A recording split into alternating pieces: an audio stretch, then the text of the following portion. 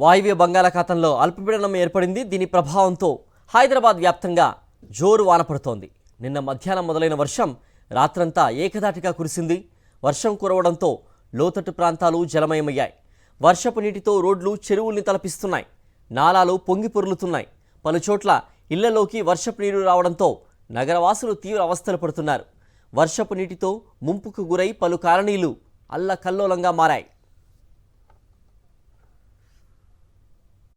హైదరాబాద్లో రాత్రి నుంచి కురుస్తున్న వర్షం నగరవాసుల్ని స్తంభింపజేసింది. కోటి, అబిడ్స్, లగ్డికాపూల్, మెహదీపట్నంలో వర్షం కురుస్తూనే ఉంది.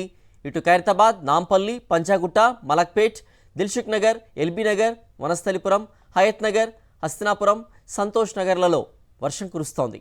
జూబ్లీహిల్స్, బంజారాహిల్స్, మణికొండలో జోరుగా వర్షం పడింది.